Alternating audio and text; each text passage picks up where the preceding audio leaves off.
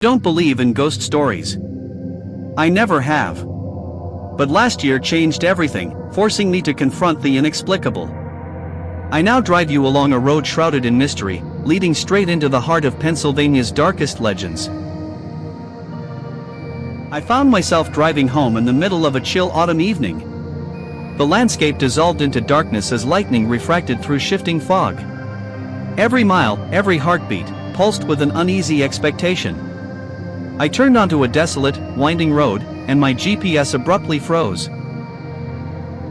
The device's screen went dead while the surrounding silence deepened, punctuated only by the whisper of the wind. In that moment, something unseen felt to be watching from the gloom. I pressed forward, uncertain if I should turn back or surrender to the unknown.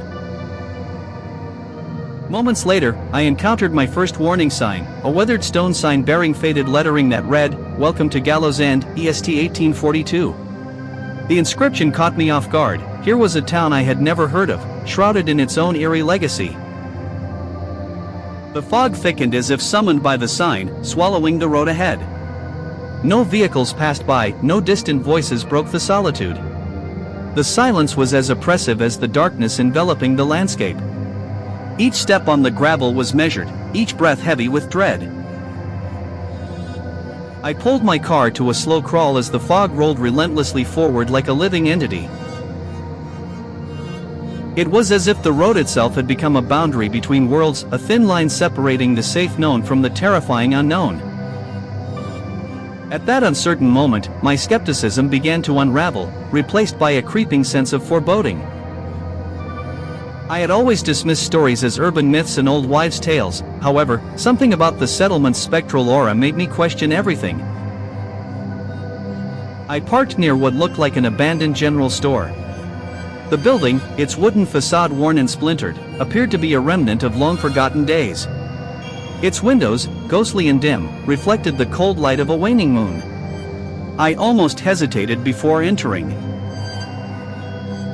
But the pull of both curiosity and dread drew me to the creak of an open door. Inside the store, the air was thick with dust and secrets. Shelves stood barren, reminiscing of better times, their contents long decayed. Then, unexpectedly, a solitary sound shattered that silence, a bell chime, not from a store's entrance but reminiscent of a far-off church bell. The note was soft yet profoundly foreboding, as if calling me towards a destiny I dared not confront. As I stepped outside from the store, the chill intensified. I was not alone on that forsaken stretch. I continued walking until I reached a modest house with a single light flickering through a window. There, standing half in shadow, was a pale girl. Her presence was ethereal, her eyes dark pools that held centuries of sorrow. She did not speak. Instead, she silently beckoned to me with a delicate, almost imperceptible movement of her hand. Without understanding why, I followed her subtle gesture. I turned, half expecting to catch a glimpse of someone or something trailing behind me in the fog. Yet the street behind was empty, the only disturbance the softest echo of my own racing thoughts. When I looked back at the house, its door had quietly shut, sealing away the secret it once offered. I soon found that my escape was being undermined at every turn. My truck refused to cooperate, the engine sputtering and failing with an ominous finality. Once robust and reliable, it now sat motionless as if it too were ensnared by the curse of Gallow's End. I tried calling for help, yet my phone remained blank, its screen powerless in the presence of that dense, unnatural fog. The street I had traveled moments ago transformed beneath my disbelieving gaze. What once was a clear pathway now stood replaced by a series of identical, unfamiliar houses whose windows glowed with the light of countless candles. Each home seemed to harbor its own eerie secret. Their lit windows pulsed gently, and in each flicker, the shadows danced in a manner that defied the laws of nature. The candle flames trembled as if animated by some invisible breath, suggesting that the darkness was alive and watching. Every step I took felt heavy with fate. I was a reluctant observer ensnared in a nightmare where every heartbeat could be my last. Drawn deeper into this enigma, I found myself at the weathered doors of an old church looming at the edge of the town. The church's facade was battered by time, its stained glass windows casting fractured, unnatural hues on the ground. I entered slowly, the heavy wooden door creaking behind me. The interior was startlingly empty and cold, a stark contrast to the warmth I had expected. Amidst the chilling echoes of my own steps, I discovered a cryptic message scrawled on the cold stone floor. It read in jagged, almost desperate handwriting, "They who leave shall not remember, they who stay shall never forget." I was caught in a moment where truth tangled with myth, and fear saturated the air.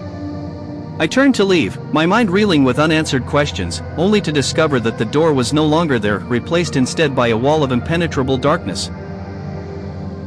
My heart pounded as I backed away, and I realized that the church was no longer a sanctuary, but a labyrinth of despair.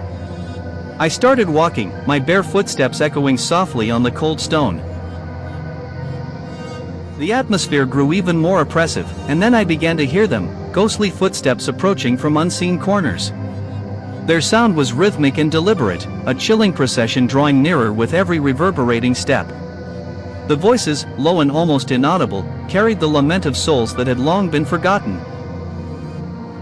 For a fleeting second, I felt that I was not merely an intruder in this haunted town, but rather a participant in a shadowed ritual orchestrated by forces beyond mortal comprehension. Each whispered syllable intertwined with the feeling of an inevitable conclusion, a final reckoning that blurs the line between our waking world and a realm ruled by ghosts. It was then that time itself seemed to fracture. The footsteps rang out in a chorus that overwhelmed my senses, and I felt reality warp around me. My mind struggled to piece together the fragments of horror and disbelief as the intensifying symphony of sounds drove me forward. In that moment of deep trepidation, my vision dimmed, and the intensity of the unfolding nightmare consumed me entirely. I blacked out, my last conscious thought a desperate prayer to escape this living horror. I awoke in fragments of memory, uncertain if I had truly left that place behind or if its malevolent spirit continued to haunt my every waking moment. Even as I recount my story today, every detail remains vivid, etched into my mind like frost on a window pane. The journey through Gallow's End was more than a mere encounter with the supernatural, it was a collision of radicate disbelief and undeniable terror. I now stand on the precipice of what I once considered reason. My confession beckons you to question your own understanding of the world. Could the supernatural truly be a mirror reflecting our hidden fears, or is it merely a product of overactive imagination? The truth is that the line between reason and the uncanny grows ever slimmer in the dim corridors of forgotten towns. This eerie expedition has forever altered my view of reality. In the depths of that desolate town, as the fog concealed ancient secrets and the candlelight danced with uneven shadows, I learned that sometimes, the darkest parts of our past refuse to remain buried. Memories may fade, but the inexplicable encounters linger, imprinted on the soul like scars that never heal. I share this account with a heavy heart, aware that some stories are best left untold, yet destined to echo in the corridors of those brave enough to listen. As you listen to my confession, let it serve as both a warning and an invitation. The haunted roads of Pennsylvania carry a legacy of quiet despair and hidden truths. Every shadow, every flicker of light, tells a story that transcends time. And while I remain forever changed, I offer this tale to you, a reminder that sometimes, the most convincing evidence of the supernatural is the undeniable chill that rushes through your veins as you question what is real and what is illusion. Dare to explore the forgotten corners of Pennsylvania, where history and legend intertwine, and the line between reality and nightmare blurs.